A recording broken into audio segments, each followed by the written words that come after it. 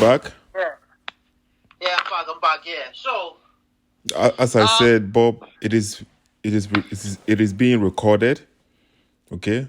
yes, The I'm family aware of that. the family are asleep, so I cannot be screaming or shouting at the moment. Yeah, just take it easy. Take it easy on them.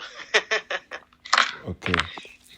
Okay, so Seth, before we talk about the Bible, I want to respond to your points you made yesterday, because I did say to you I don't have it, didn't I? Yes, you did. Yeah, and it's difficult for me really to respond to those things.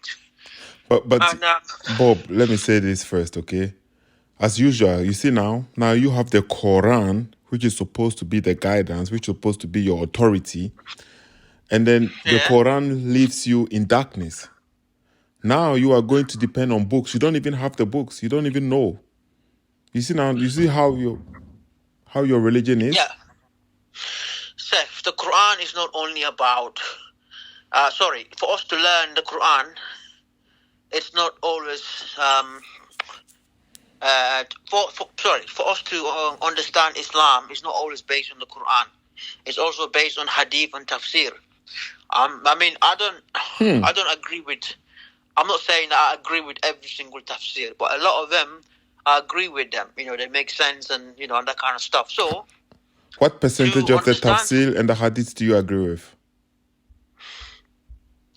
No, I mean it just depends.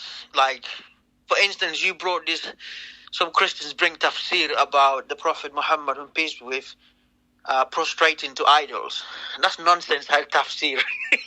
That's a nonsense tafsir. You know what I mean? No, but anyway, let's go to Surah 9. I said, what percentage of the tafsir do you accept? How much percentage? Can you give me an estimation?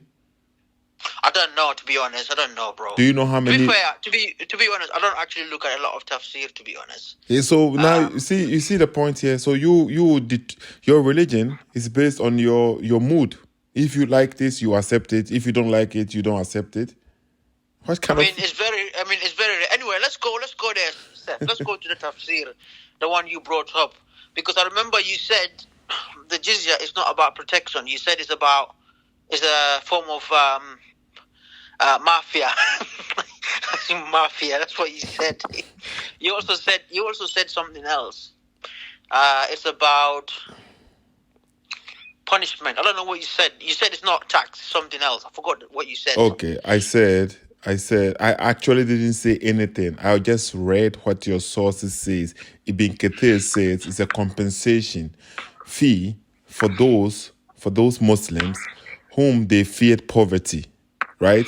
So Allah said in the Quran chapter 9 verse 28 that he was going to find another way, right, to enrich them if they fear poverty. So for Allah to find another way to enrich them, that is why the Jews and the Christians had to pay the jizya. So it was a compensation fee for the Muslims, according to Ibn Kathir.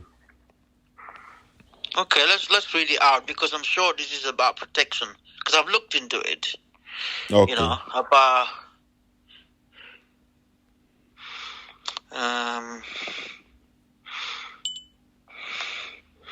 so I'm looking at the wrong one. Sorry, wrong one. Surah 9:29. Okay, here we go.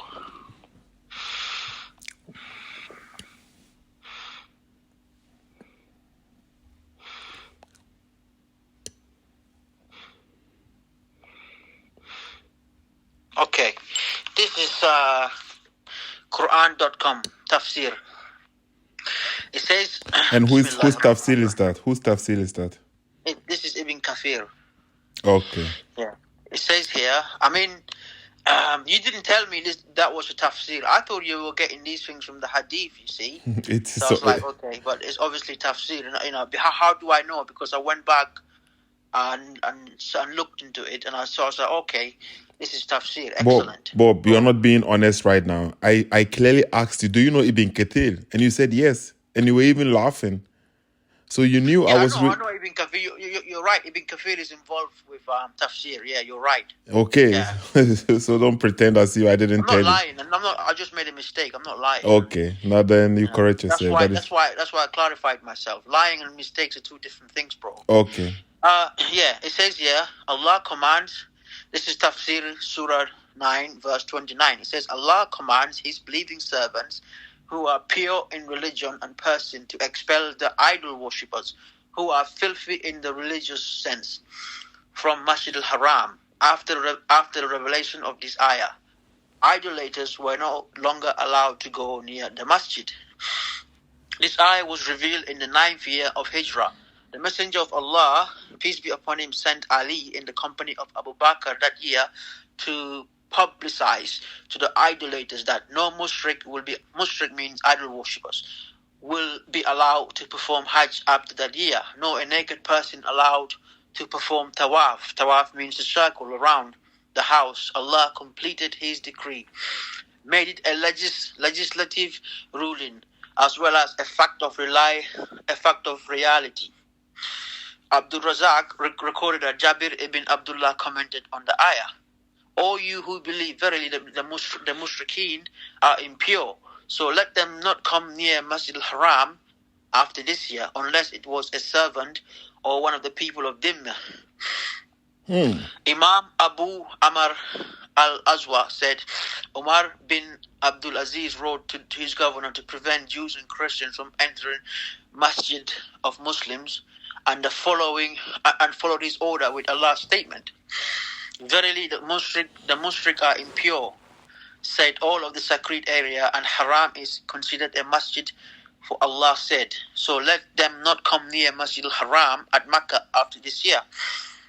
The ayah indicates that idolaters are impure and that the believers are pure. And if you fear poverty, Allah will enrich you out of His bounty.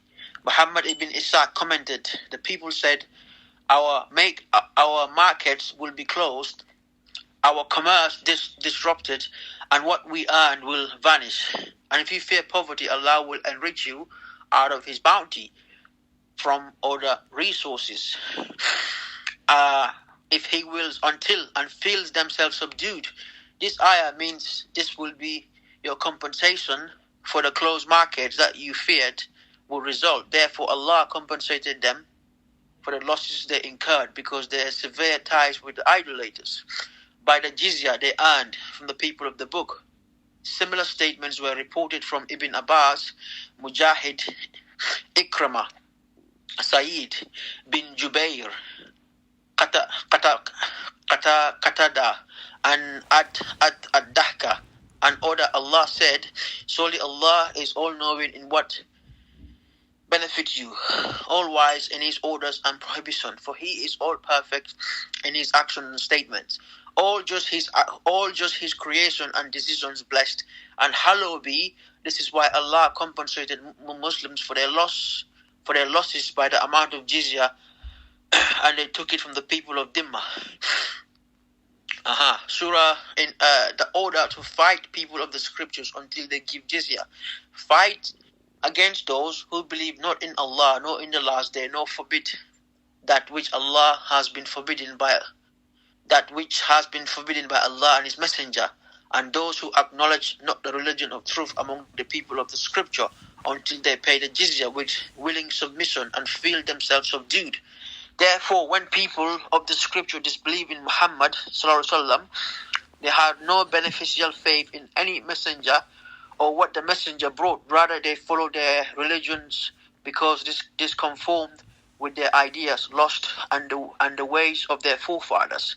Not because they are Allah's law and religion. Had they been true believers in their religion, that faith would have been directed them to believe in Muhammad sallallahu alaihi wasallam, because all prophets gave the good news of Muhammad advent and commanded them to obey and follow him. Yet when he was sent, they disbelieved in him, even though he is the mightiest of all the messengers. Therefore, they do not follow the religion of earlier prophets, because this religion came from Allah, but because they suit their desires and lost. Therefore, they claim faith in earlier prophets will not benefit them because they disbelieved in the Master, the mightiest, the last, and the most perfect of all prophets. Okay, and then it continues, fight against those who do not believe in Allah, nor in the last day, nor forbid that which has been forbidden by Allah and His Messenger, and those who acknowledge not the religion of the truth among the people of the Scripture. This honorable ayah was revealed with the order to fight people of the book. After the pagans were defeated, the people entered Allah's religion in large numbers, and the Arabian Peninsula was secure under the Muslim control. Allah commanded His Messenger to fight the people of the Scripture, Jews and Christians, on the 9th year of Hijrah,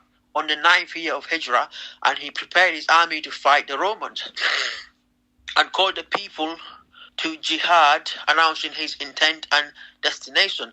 The Messenger sent his intent to various Arab areas around Al-Madinah to gather forces, and he collected an army of 30,000, some people from Al-Madinah and some hypocrites in and around it lagged behind, for that year was a year of drought and intense. The Messenger of Allah marched heading towards Assam. Assam means modern day Palestine, Syria, to fight the Romans until he reached Tabuk, where he set up for about 20 days to eat water. Went back to Al-Madinah because it was hard year and the people were weak, as we will mention Allah's willing. Okay, and then it continues here.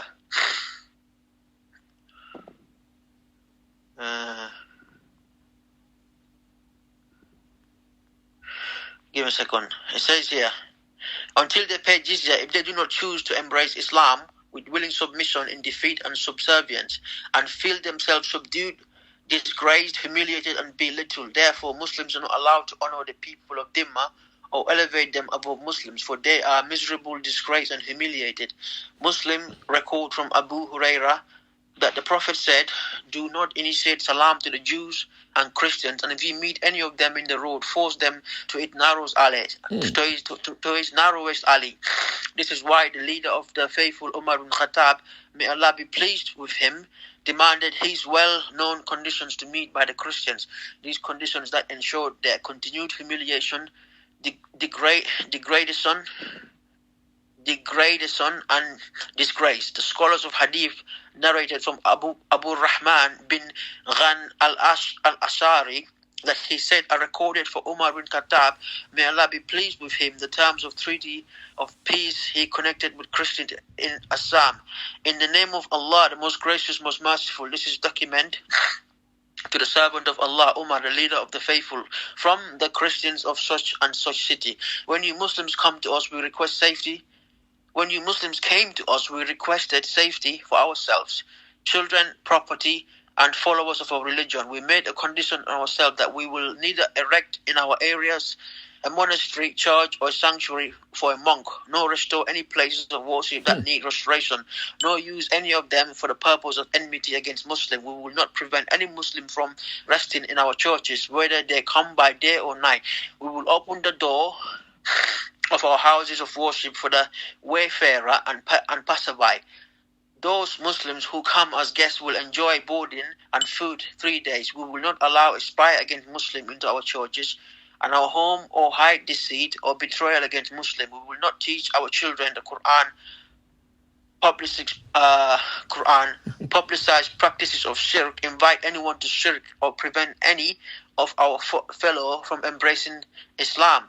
If they choose to do so, we will respect Muslims, move from the places if they choose to sit in them. We will not imitate their clothing, caps, turbans, sandals, hairstyles, speech, nicknames, and little names, or ride on saddles, hang words on the shoulders, collect weapons of any kind, or carry these weapons. We will not encrypt our stamps in Arabic or sell liquor.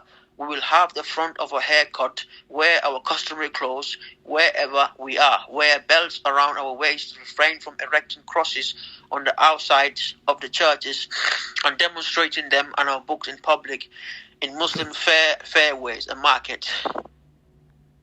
We will not sound the bell in our churches except discreetly, or raise our voices while reciting our holy books inside our churches in the presence of Muslims, nor raise our voices with prayer at our funeral, or light torches in funeral procession in the fairways of Muslims or their market. We will not bury our dead next to Muslim dead or by servants who were captured by Muslims. We will be guided for Muslims and refrain from the breaching their privacy in their homes. When I gave this document to Omar, he added it, we will not beat any Muslim. These are the conditions that we set against ourselves and the followers of our religion in return for safety and protection. So you see, if we break any of these promises that we set for benefit against ourselves, then our dhimmi promise of protection is broken, and you are allowed to do with us what you are allowed of people, defiance, and religion. As you can see here, yes, these conditions are to be met by Christians for their protection. So you said to me the protection was in there. That's what you said to me, Seth. Yes.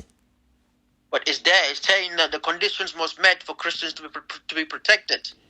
Okay, but this one, what you just read, is not the it's not the jizya. This is the Pact of Umar, right? And look at the conditions that they are giving to the Christians. Did you see the conditions?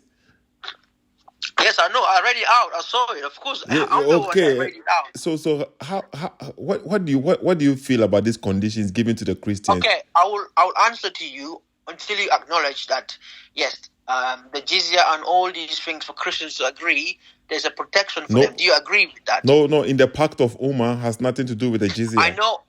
No, it's all part of it. It's all part of it. The Pact of Umar and the hang on. Pact of Umar and the jizya are all part of it, because for Christians to pay jizya, they won't have to be allowed to live there. If they pay jizya, then they can get these conditions.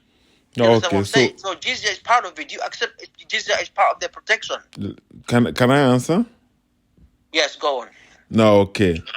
So you told me the jizya is for protection, right? They are paying jizya. Yeah. Okay, the whole argument was they are paying the jizya for protection. They can live in their country. And you even said yesterday when we were speaking, you said, why are the Christians, why were they then able to live there peacefully or something like this? I've forgotten the word that you used. And I said, who told you they were living there peacefully? Or who told you they were okay living there? Look at this. So which area? Sorry, you mean Arabia? Yeah, you said the Muslims. If like the Christ, I've forgotten how you word the statement, but you okay. You can paraphrase it. I may remember if you. Yeah. You said you asked me the question, and I said, but who told you the Christians were living okay there? Right, something like this, something to the effect. You were putting the question to me like, so how come the Christians were living there like okay, fine? And I said, but who told you they were living fine there? Is it the Arabian Peninsula or Assam? Because is it the time? Is it when the Prophet Muhammad came first when he was a prophet first in Mecca and Medina, or are you talking about Assam? Assam is Palestine and Israel. I'm talking about you. We were speaking about the jizya, and you were speaking about how the Christians, if the jizya is not. You were making it seems like the jizya is a tax. Like you see, you said it's a tax. It is a tax. It is as you can see here clearly, it's a protection for them. It's not a protection. It's not a protection. It is a protection. No. Look, Seth. I'm gonna give you an example, right? Again, UK and Austria law, you pay tax, you get protection. Now, you're saying the difference is the UK and Austria, everybody has the same right. Yes, I agree with you on that. Yeah, but on Islamic laws, the laws are not the same. Muslims themselves may feel discriminated because there's some laws harsh on Muslims and not harsh on Christians. For instance, Muslims are allowed to are forced to pray. You understand what I'm saying? Christians, they don't have to pray because that's their religion. Muslims are forced to pay zakat. Muslims, if they fornicate, they get hit 100 lashes. And if they commit adultery, they get killed. Christians can do these things and get away with it because that's their own laws of thinking. So what about us then? Are we also discriminating our own self? No. So yes, the laws has been set plainly for the Christians. It's been also set plainly for the Muslims. So you cannot only say, oh, no, it's discriminating Christians. What about the Muslims then, who are also having the laws that are difficult for them, that are punishable for them? You know. No, so it's not like Muslims are having everything free for them, and Christians are suffering. No, we also have laws against our own selves. If we do something, we get punished. We get punished by it. You know. Okay, so can I respond? Yeah, go on. Yeah. Okay, so Quran chapter 9, verse number 28 and 29 came, right? And then you even read it, and then because they had to pay the jizya and feel themselves subdued, they need to be humiliated. That is why Ummah gave them this humiliation. So all this pact, the pact of Ummah, it was a form of humiliating, to humiliate them more, to make them the second class people. So to put them under the Muslims. That is why this pact was made for them. And they say, so in the pact, it is being then crafted in the pact that if they go against this, they are going against the pact, then they need to be what? To be punished. So if they don't go against the pact, then they are being protected because they are not going according to the pact. But these people are citizens before Islam took over the place. They were citizens, they were all living. Nobody was a second class. The pagans were there, the Jews were there, the Christians were there. Nobody was second class, right? Muhammad was there too. Muhammad then, when he started his prophecy, people were going against him. He found that for him, that was unfair. That was a bad thing, people going against him. Now, when he became powerful, he is doing exactly the same thing to the people. Let's read it one more time because I have the same page that you have just read, right? Which website are you reading? Is it the same Quran.com. Yeah. Quran.com. That's okay, where. Okay, yeah, it's the same. Yeah, the same. You know what, Seth? You should have told me yesterday. You're reading this from Quran.com, and then I can easily go there because I genuinely thought this is like.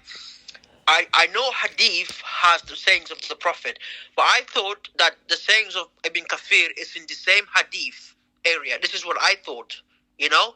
So, you obviously did not make it clear to me. You're reading from the commentary of the Quran. I mean, as a Muslim, I should know this, but obviously, I don't know everything, you know?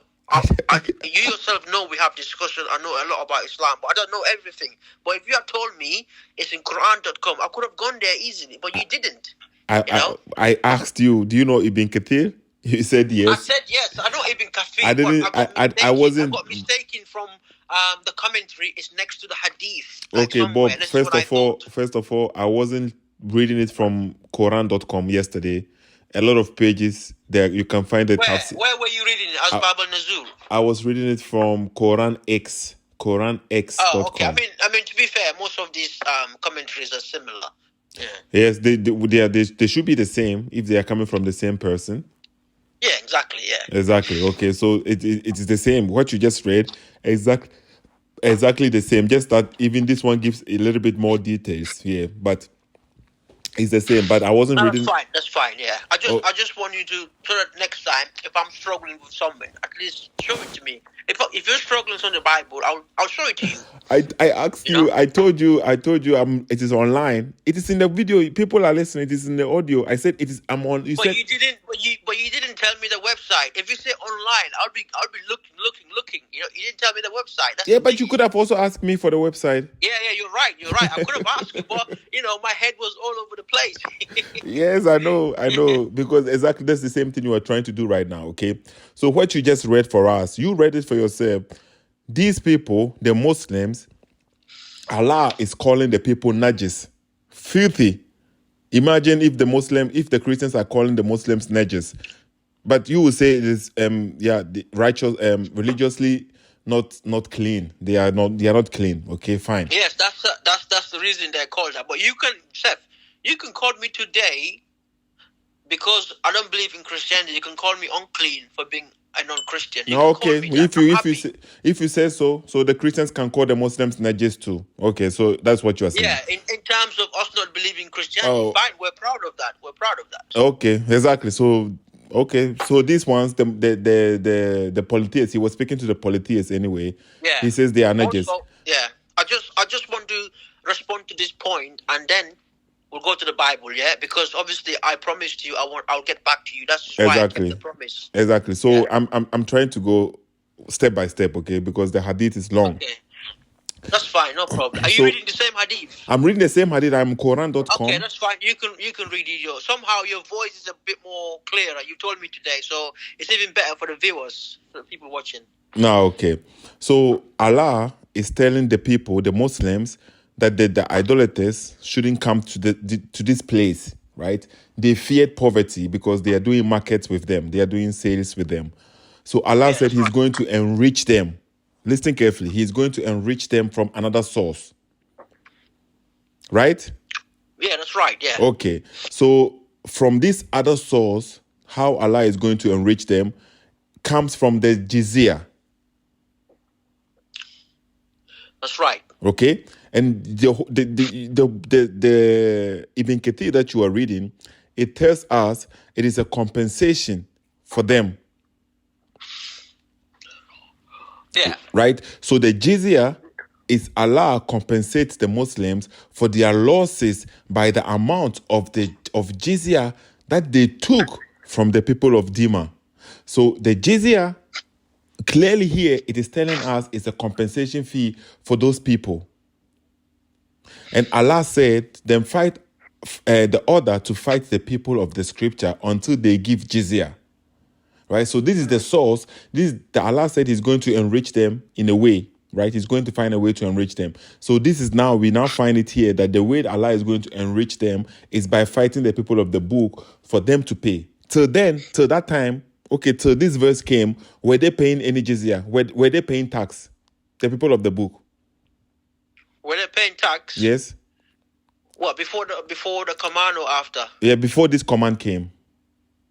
No, they weren't paying it, no. But the Muslims, so you say the Muslims, they were living in a country for the whole time. I don't know, this one, you see this verse is almost the last, Quran chapter 9 is almost the last chapter which came, the last but 2, the last but 3. Yeah, because it came in the ninth hijrah, that's right, yeah. So you mean the Jews and the Christians, they were living in a country, there was no system there where nobody was paying tax?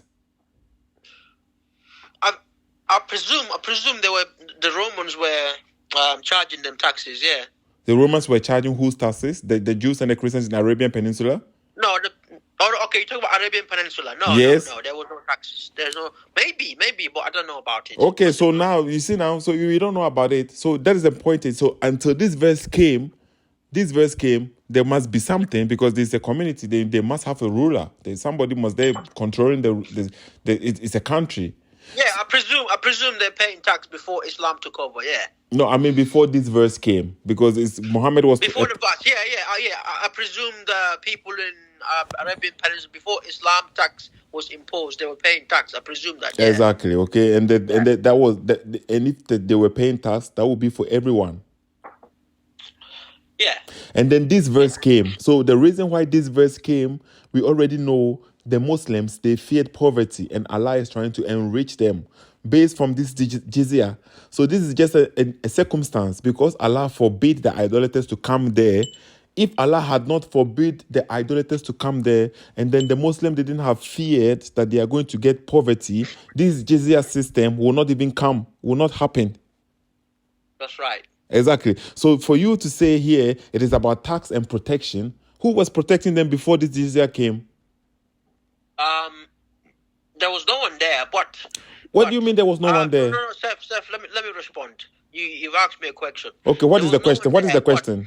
But when the Muslims took over and they became... What is the question? You said to me who were taxing them, didn't you? No, I said who were protecting them before the jizya came. Yeah. So you said you were protecting them. So now I'm going to respond to your point.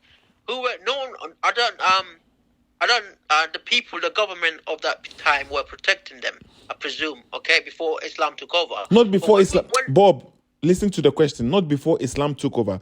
Before this verse came, because Islam was taken over already. It has taken over. This is the last chapter. Muhammad was 23 years prophet. And this is almost at the ending, okay? So the whole time they were living there, who was protecting them? The Muslims. Why we're not charging them for protecting them? Why? Yes. I presume because Allah hasn't given the order yet. Okay, so and that's why I mean. So this jizya because you have to remember, Seth, in Islam during the time of the Prophet, peace be upon him, the laws came step by step, by stages. Exactly. Yeah, just like the verses. So even drinking alcohol wasn't prohibited straight away. Later on, it was prohibited. Okay. The fasting started when the Prophet left Mecca to Medina. That's when he started fasting. So all these laws, they come gradually. Do you know what gradually means? Slowly. Okay. So the reason why the jizya came, what was the reason why? Is that to fund the Muslim economy, to protect the people who are living in there, the Jews and Christians. If they don't want to, then they can leave. You know what I mean? But it's there to fund the Muslim economy, to also protect the Jews and Christians from, if people, like, let's say the Romans invaded Muslim lands, we have a right and a duty to protect the Jews and Christians. They also have a right to live in a country safety from criminals attacking them. So our Muslim army have a duty to protect them. Do you understand what I'm saying? And what if the Muslims attack them? Sorry? And what if a Muslim attack the Jew and the Christian? Yeah, they get dealt with, because hang on. In Surah 60 verse 8, it says Muslims shouldn't attack people who are not fighting them. So if any Muslim attack a Christian and a Jew, for no reason, because of hatred, then they should be dealt with. The law should deal with them. I don't believe Christians and Jews. I don't believe Christians and Jews should be attacked for no reason. There's nowhere in the Quran it says for us to attack, or Hadith. It says it right there. You just read it. They said if you meet a Jew and a Christian, you should force them to walk in the narrow alley. Okay, that's it. Okay, that one, is conditions applied to Jews and Christians, But okay. Muslims are also separated from them. But it doesn't mean that they're killing them or attacking them. They're telling them to force them away so that they're separate. Muslims are also separated from them. Yeah, but you understand what I'm saying? Can the Christian Seth? Where does this say to attack the Jews and the Christians or to kill them? It doesn't say that, Seth. The hadith. It doesn't say that. Even the hadith, there is another hadith I can show it to you where Allah said, according to the hadith, Prophet Muhammad said, you should bring them with chains on their neck. With chains on their neck. Yeah, chains doesn't mean to chain them like slaves. It means a chain to wear, a certain chain. But it doesn't mean what do you mean? What do you mean chains to wear? What does that mean? There's a chain that the Jews and Christians make to wear, to put around their neck, but it doesn't mean to be chained like animals or like slaves. No. It's just a chain to wear, like you and me wearing a chain we buy from a shop, a nice chain. They also have their own certain chains, but it doesn't mean they were mistreated. It's just to identify, basically, with this kind of, like, these are Muslims, these are Jews. That's all. You know, we also have something that we wear to identify our own selves. Okay. Clothes. So okay, but is it to kill them or to hurt them? Yeah. Let me just. No. Please, people are watching. I want to clarify. Is it to harm them or to allow them to wear a chain for a reason? According to your explanation right now, it doesn't say this. I cannot verify what you are saying. Does it say kill them or harm them? It says force them to the narrows alley. The Muslim. Okay, but does that mean that they're getting killed? Let me finish speaking. Okay. But answer the question though. Okay, let me finish speaking then. Okay, so according to this hadith, right? It says you should bring them with chains around their neck and force them to the narrow alley. Okay, let me try and find this hadith if I can find it fast. Because I'm saying it. Let me see. Do you know that men and women in Islam are also forced to be separated from each other? Do you know that? Okay. So This is just something, conditions that apply to people in general. So it's not just like a hatred law to harm them. No, it doesn't mean that. Show it to me where it says Jews and Christians should be killed, because you can't find it. We already read it, Quran chapter 9, verse number 29. If they don't obey it, if they don't pay the jizya, they fight. We already agreed. What is the meaning of the fight there? Yes, and I'm telling you, that's the conditions. Exactly. So because Muslims are the rulers of the land, they are setting up these the land belongs to both the Jews and the Christians too. Yeah, I know that, but the rulers, the rulers of the land have created a law. It's like in the UK, in Austria, all of them have their own laws. Do you understand what I'm saying? So don't tell me, oh yeah, because the Muslims have enforced it. Yes, because they're ruling the country. They're the one ruling the country. Okay, so and the Christians living in there, they accepted the conditions. So if they accept it, then they have to apply it. They have to follow the rules, just like any other country. Any other place. So according to your logic, right? Every time a Christian is majority of a country, they can mistreat the Muslims, and the Muslims have to accept it. Or it doesn't matter. Any religion who has the majority has the power to mistreat the other people, and they have to accept it as second class because they are majority. That is the word. Okay. That is the hold on. Let me finish. Respond. That is the kind of word that you want to live in. That is really, really what you believe it is. It is a good thing. Okay, can I respond to your point? Okay, yes, you can respond to the point. If I'm living under the controls of the Jews, and they set up an agreement with me as a Muslim, and they're the one ruling the country, or Christians ruling the country, and they set up rules for me to follow for my protection. Yes, I will follow it. And will you think these rules they are they're justified, is a good rule, or you think it's bad but you still have to follow it? I wouldn't agree with the rules, but I would say, you know what, they're ruling this country, and that's the law, and I must follow it. Just like right now in the UK, there's many laws I don't agree here, but still I follow it. There's many people in the UK and Austria who do not agree with their laws, yet they follow those laws. Is there anybody in UK who is being identified as a second-class person? Plenty. Who are these second-class people and the first-class people? I've just given an example where taxpayers get paid. Big companies that are rich, like Amazon, they pay less tax than normal people. Okay, why? So I say which people are being identified as a second-class people? I mean, the UK does it in a subtle way, obviously, but if you look at it, you can tell. No, that's what I asked you. You said many. I asked you a simple question. You said yes, and then now you said no. I mean, no, okay, Bob, sure, people are going to listen. It is your own dignity. It is in your heart. If you believe God, 2024 we are in right now, this is what God wants us. And you are saying you want Islam to rule over, right? Islam to take over the place. Imagine. No, I'm not. Look, please don't misquote me. I said if Muslims are the majority of a place, people must comply with the Islamic law. If let's say Saudi that's Arabia, what I mean. Don't you want Islam to take over? Take over where? Take over the universe. I mean, I don't promote that. But for instance, Muslims are the rulers of the land, and they apply their own Sharia law. Fine, people should comply with it. For instance, Saudi Arabia. If you are in Saudi Arabia, you must comply with the Sharia law, with the Saudi law. I agree. Or with Islamic law. Okay? I agree. I'm in the UK here, and I don't go against the UK law. Bob, I agree. If I determine to go to Afghanistan right now, and I get there, I have to go according to what the Taliban or what they. Good.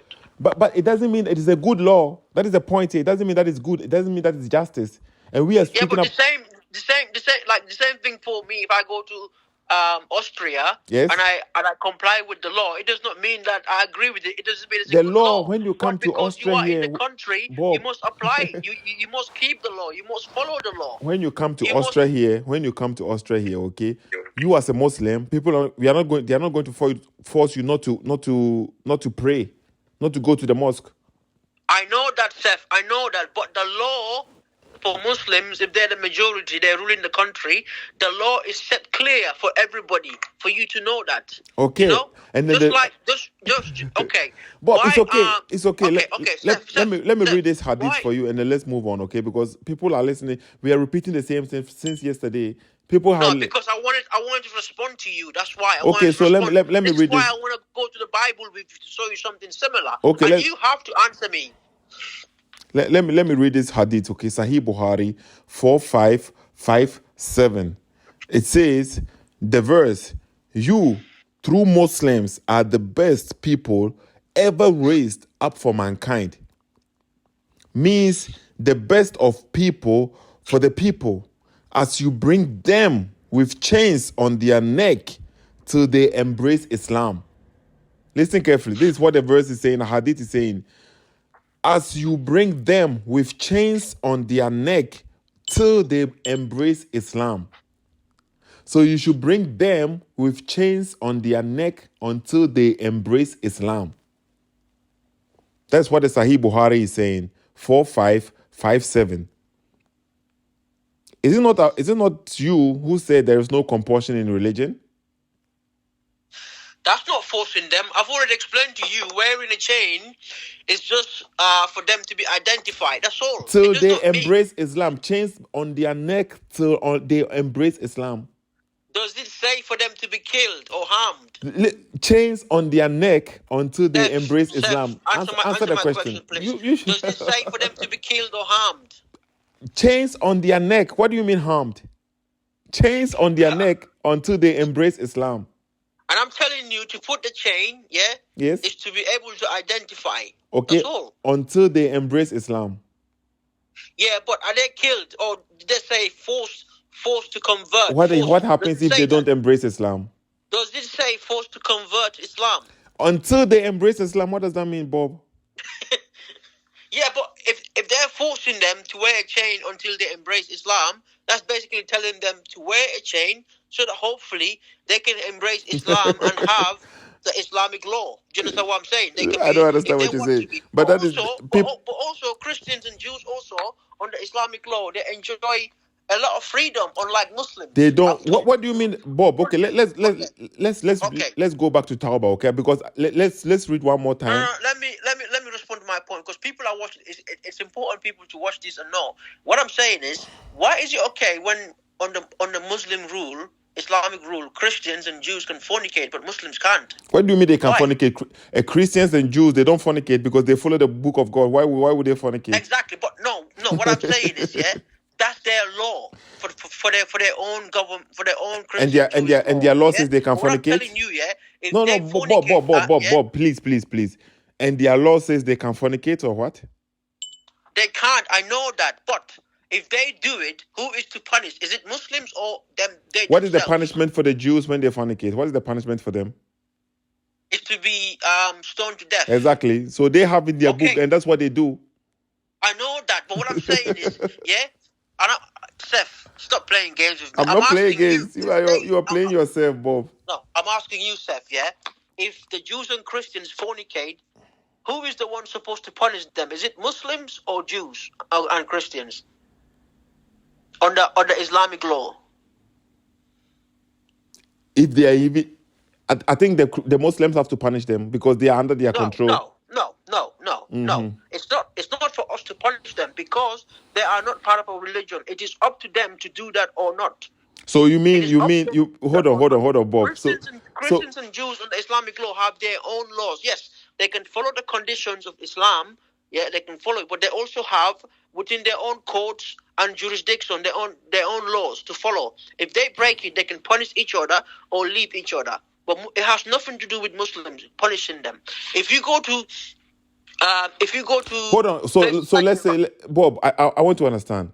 So let's say they live in the community, the Christians living in the Islamic majority community, and the Christian kills a Christian kills somebody who is a Christian, and then that has nothing to do with the Muslims. That the Christians will solve them themselves. Is that what you're saying?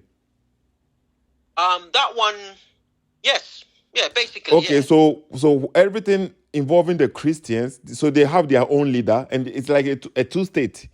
Just like one state is about. No. Look. the laws implemented on Christians to follow are well clear in this tafsir. You can see it there. All right. That's For what instance, I want to go. I want to go through with you. Hang on. Say, for instance, Christians can marry as many Christian women as they want. Muslims won't say nothing. Are they going to come and say, no, you should be marrying only 4 wives?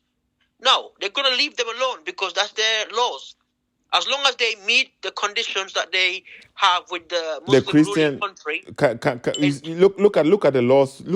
You see now, that's what I mean. I asked you, where are the Christians and the Jews today in the Arabia Peninsula? They are not there because of these rules. The Christians, were they allowed to build churches? On this law, no, they weren't. Were they allowed to repair their churches when it gets destroyed? No. Okay, so listen carefully. So whatever church they have there, when it's getting destroyed, that is it. They cannot repair it. They cannot do anything with it. Okay, the Christians over there, were they allowed to teach the Quran? Oh no, they weren't. No. Okay, the Christians there, were they allowed to teach the Bible to the Muslims? No. Were the Muslims allowed to teach the Quran to the Christians? Yes. Were the Muslims allowed, right, to read the Bible? No. The Muslims are not allowed to read the Bible? No, we're not. But well, I mean, it's not really a law there, but it's not recommended for us to do that. It's not recommended. What? So how come? We have the Quran. So how come then Muhammad was saying, bring the Torah, and then he said, I believe you. Muhammad is saying, bring the Torah, and Muhammad is your leader. But who is he dealing with? He was dealing with the Jews. And and those Jews wants a ruling, and that is why he told them bring the Torah. Okay, but the Jews are not Muslims. They're not Muslims. That is why he said to him, bring the Torah. And Muhammad said he believed, but the Torah. Muhammad believed the Torah is from Allah, and Allah said you are not a Muslim. Only the one that confirms the Quran. No, Allah said clearly. Allah said in the Quran, a Muslim is the one who believes in the books of Allah, in the angels and the messengers, what he have sent, right? And who have not seen the unseen. The books, not only the Quran. So for you to be a Muslim, you have to believe in the books of Allah, not in one book.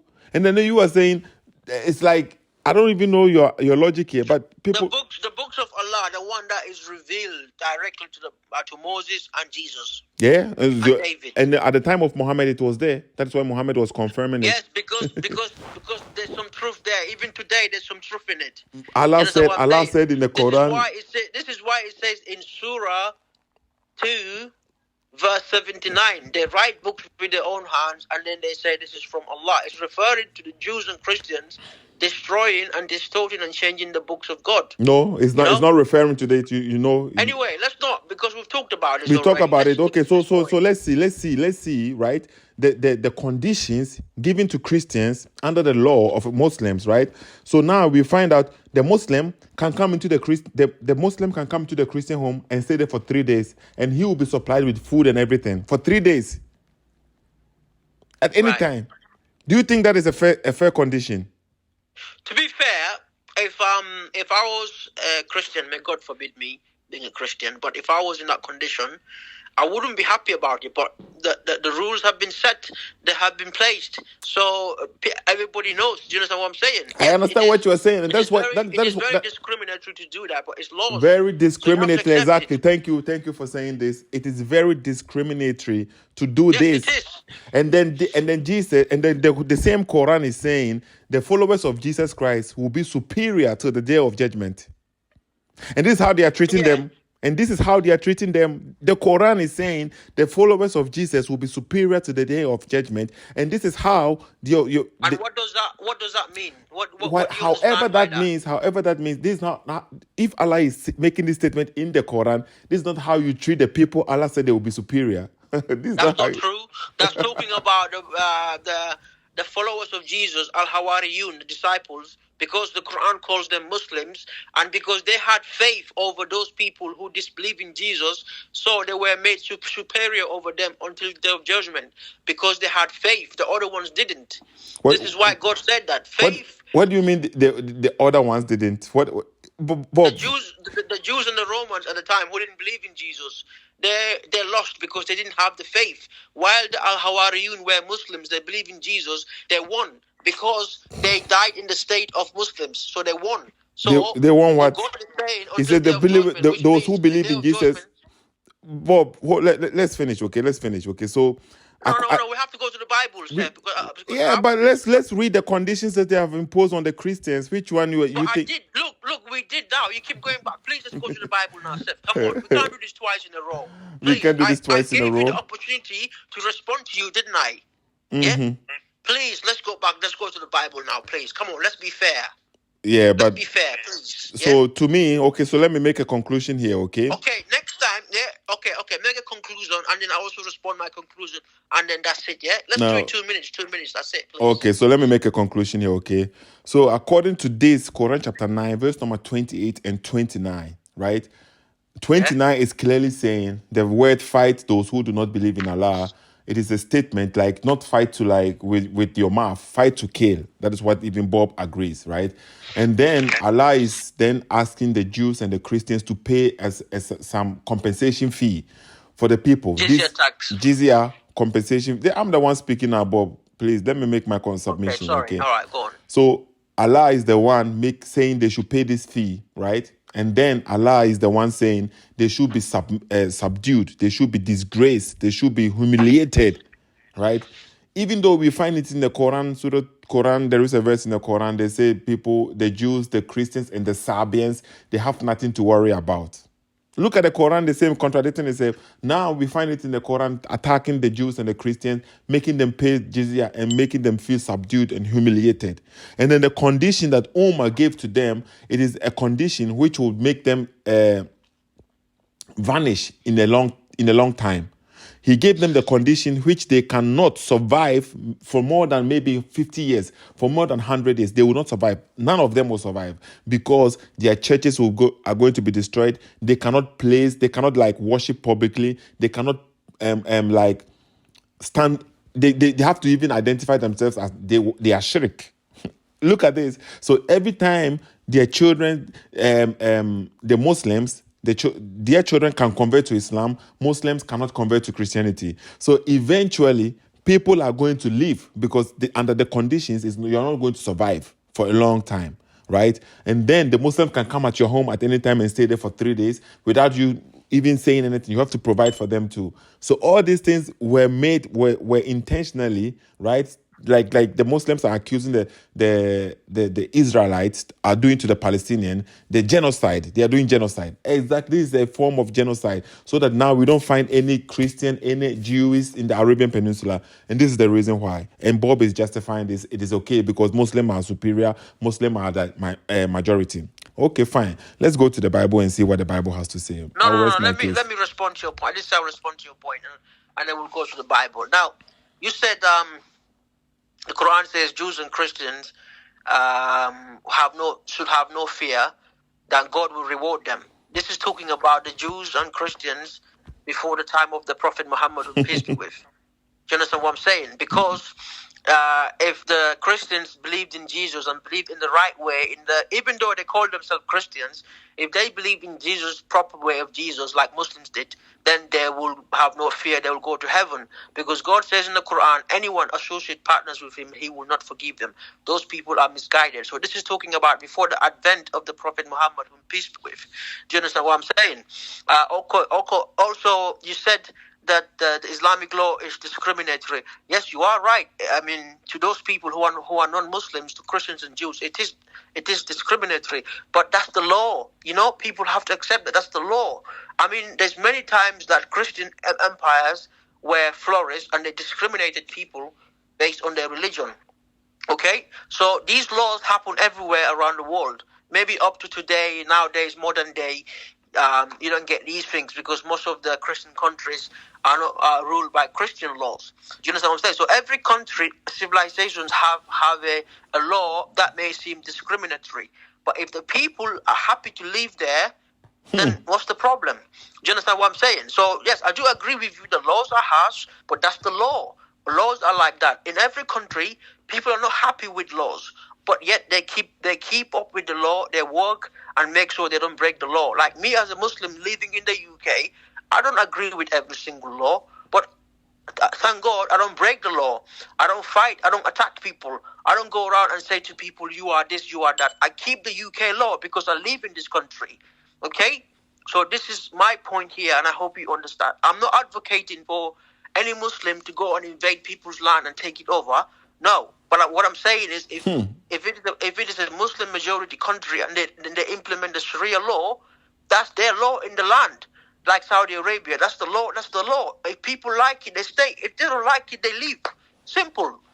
Okay? And I hope you understand my point. Now let's go to the Bible now. Okay, let's see what this is what you're trying to run away from. We shall see. The Bible is clear. And then so you're going to give me in the New Testament, right? Where Jesus is commanding us to do such things? I'll come there, don't worry. You know me. I'll come there as soon as you start making excuses. Okay, this is Deuteronomy.